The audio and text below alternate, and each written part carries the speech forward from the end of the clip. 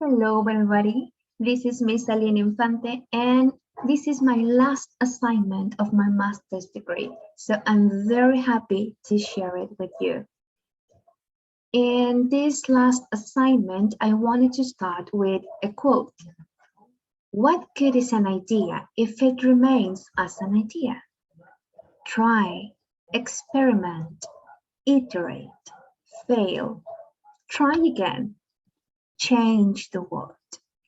Simon Sinek. In this assignment, I'm going to be talking about clear method and theory, emphasizing that grammar and vocabulary can be taught with more than just written structures on the board. A topic that all English teachers and in general language teachers must be interested in, since we know that written structures work, but they also bore our students and generate, in many cases, a feeling to avoid learning. As we will notice in this video, it is not my intention to say that clearly is the answer for everything, the black string. But yes, it is a new perspective, a different approach, and a good practice to implement.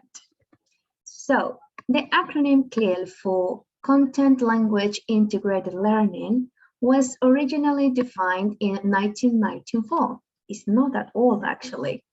And it was launched in 1996 by the Unicum, a Finland university, and the European Platform for Dutch Education.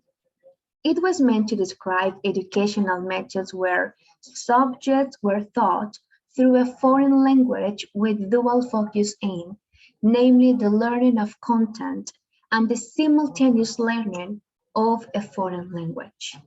This was later extended to include learning through any language that is not the mother tongue of the student. CLIL quickly became to cover a range of different approaches in diverse educational contexts.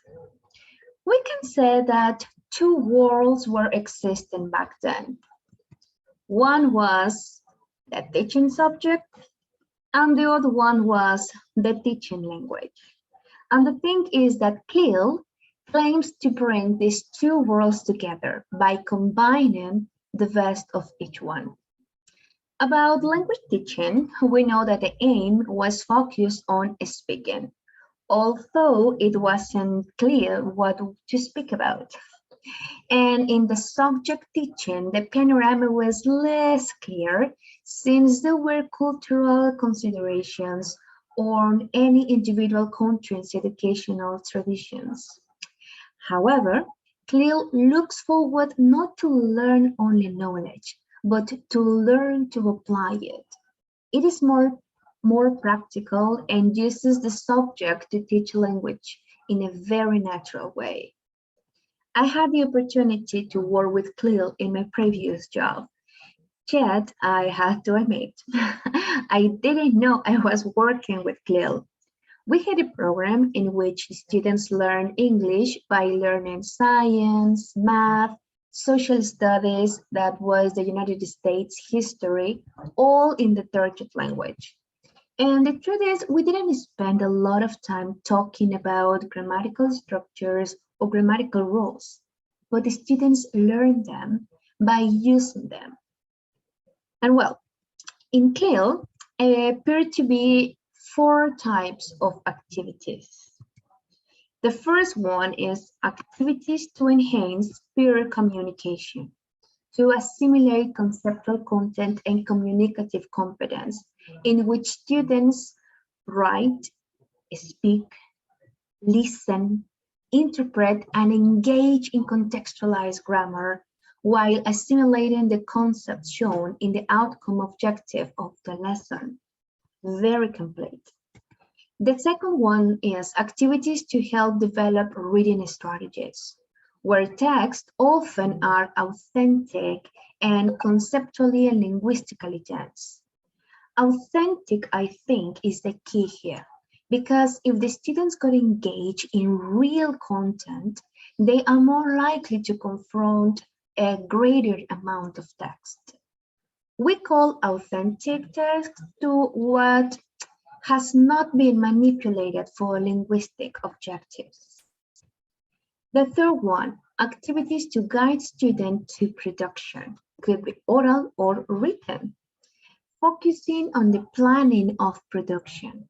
This means that in order to speak well or write, students need to have something to say. The activities then involve stages of preparation for subsequent production. How well that production is going to be? Well, it will depend on how the teacher chooses to elicit the information, but the occurrence should happen naturally in this thematic context. And the last one is activities to engage higher cognitive skills, which make students think, offering more opportunities for employing a range of operations. According to psycholinguistics, when higher operations are involved in a task, there is greater probability of linguistic retention. Here, the principal aim is to avoid the mere transmission of information, but to employ activity types which develop and require higher level cognitive strategies. With this demand, there is a greater probability of an enrichment of classroom procedure, since the teacher cannot depend on mere transmission. I could put in practice these activities, and I have proved that they really work. Working in teams with topics that make students feel involved, with challenges in which they really have to use the language, etc. Nevertheless, not everything is pink color. Clear courses does not expect learners to cope with the subject before studying, and this may represent a disadvantage since the teacher would need to make some adjustments.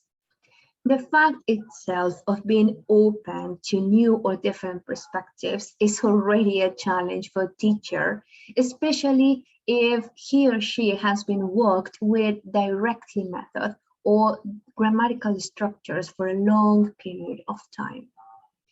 If I have learned something through this master, is that the teaching field is all except static, because we're dealing with people, so change is inevitable. So CLIL seems for now a good and practical option to teach, but it would be naive to think that this is the end. I know this beautiful field will continue changing and transforming. Meanwhile, I think that CLIL offers new ways to reach our students, to make the learning process more attractive and more enjoyable. Yes, it may require a little bit more from us, but our learners and their achievement is our goal, isn't it? Well, this is all for today. Thank you for your attention and especially thanks for watching. See you next time.